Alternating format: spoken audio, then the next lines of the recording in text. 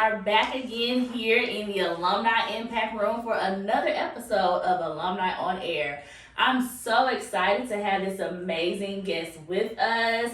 Not only is this person just a beautiful person, beautiful spirit, beautiful soul, they also are on the Teach for America Memphis's board, and they're an alum. So you get to get a lot of information on how you can go from a core member to doing a lot of great things with your life, and also giving back, volunteering your time, being a part of our actual board. But before we get into her story and who she is, let me introduce myself again.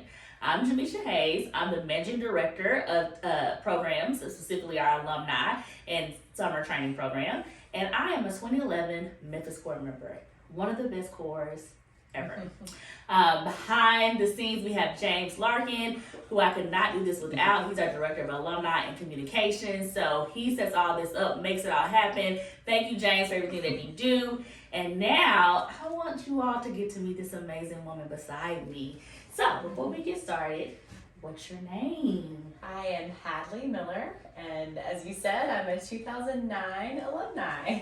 Yes. A 2009 core member. 2009 core member. Oh my goodness, y'all. Like, that's amazing. And so in the Alumni Impact Room, we have the walls here that alums get to sign, which is like Building the Movement, which is the wall we took from our old office. Literally took a wall from the old office downtown and put it in our new office in Crosstown. And we have this wall. Did you ever get a chance to sign the wall? I'm wondering, I think I might have. I'm going to have to look for my name. I'm thinking it might have been over here. You had to be over here in the orange. Yeah. So that's a rite of passage that just really signifies you are here, but also shows your commitment to building the movement. And as you can see, and you're going to learn from Hadley, she's all about building the movement. But before we get into that, is there any story behind your name of Hadley? There is, I guess. My mother's family had the last name Hadley, and my grandmother has kind of traced our lineage back to a man named Joshua Hadley, who fought in the Revolutionary War and was one of the first people to settle in Tennessee. So anyway, that's kind of neat, little history there. But if you look up my name, it's of English origin. It means a meadow of heather. Okay. Funny enough, when I was in school, I really didn't like my name. I thought it was very, strange, and I wanted a, more normal sounding name. Yes. So I told my third grade teacher my name was Elizabeth, which is my middle name, but that served to, really confuse my parents, and I eventually went back. Exactly. And now I have a lot bigger, better appreciation for having a unique name. Yes, like Hadley. it is unique. I love Hadley, but I love that story. It's so funny how there's always some connection of who we are and what we name or what we choose to name ourselves. And I just love that story. That's really good. Yeah, and I actually, there's Ernest Hemingway's first wife also was named Hadley. So if you have not read The Paris Wife, it's a great book, a great story about his wife. So for Women's History Month, that's a good one. That's a good one. Okay, we'll make sure we keep just that on an interesting woman to look at. Perfect. So take us back. It's 2008. You're about to embark on next stage of your life, and Teach for America comes up. How did Teach for America get into your mind? When did you apply? Why did you put Memphis? All of that. Yeah, sure. So I graduated, in 2009, right after the financial crisis. I had been a business administration major in college at Washington Lee in Virginia, and I really wasn't sure what I wanted to do. I had heard about Teach for America.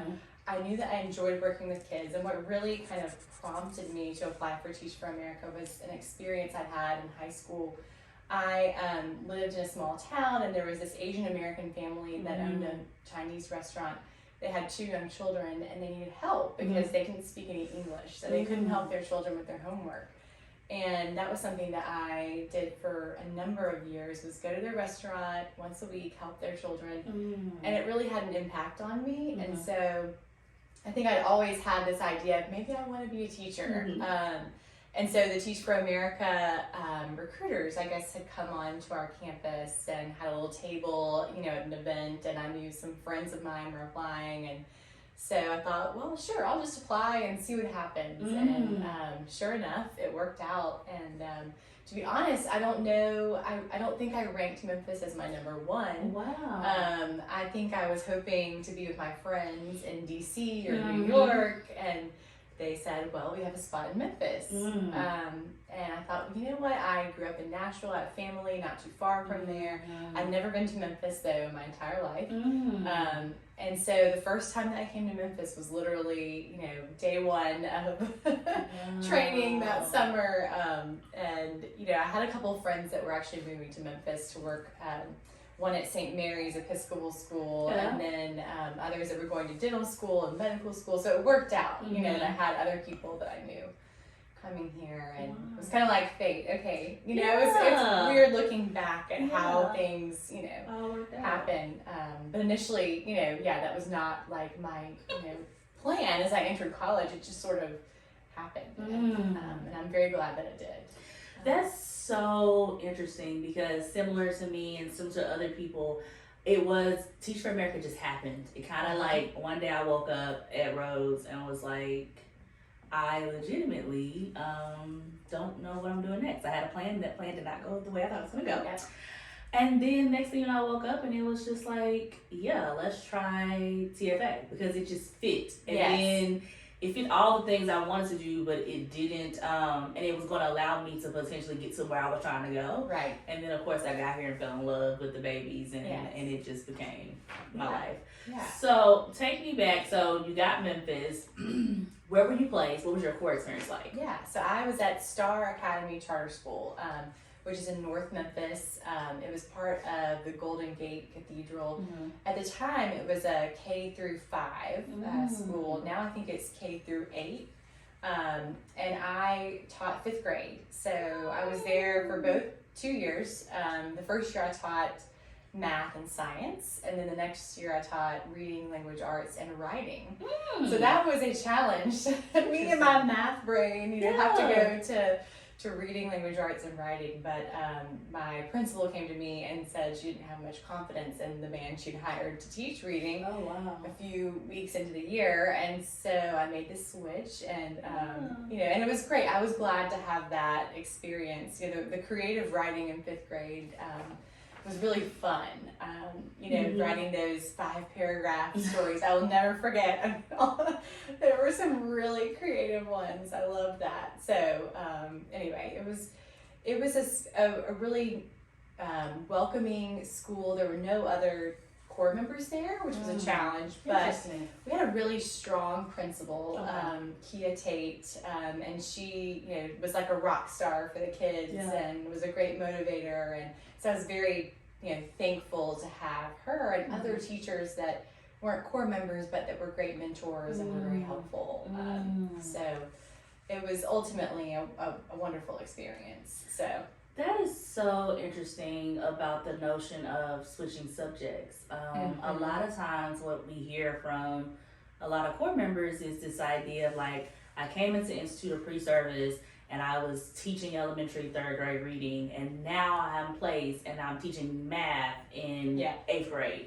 And how does this work? But I think the testament to TFA is the foundational tools you receive allows you to be able to navigate whichever one. And obviously that worked for you because you went from math. So they originally wanted me to be placed in like high school math, and it just worked out that the school I got hired at first was for 5th grade. So but yes, to your point, when we were doing the training in Atlanta, I had exposure to reading. I think I had gotten some just very broad experience, and thankfully I at least knew enough that I could jump into it, and I had a supportive administration that gave me the tools. In addition to, I had great TFA, what did we call it back then?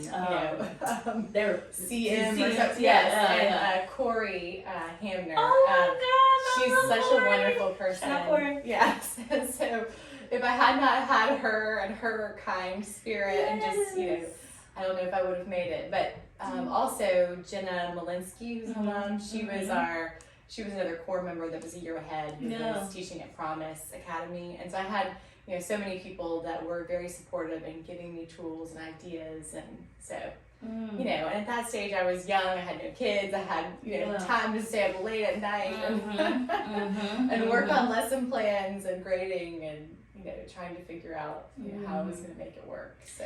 And I love that too, because what I specifically love is your administration stated, hey, you're teaching math, but I see a gap in the English and specifically reading. And so I need you to fill that gap. And you stepped up, even though you didn't necessarily have the tools, but they believed in you.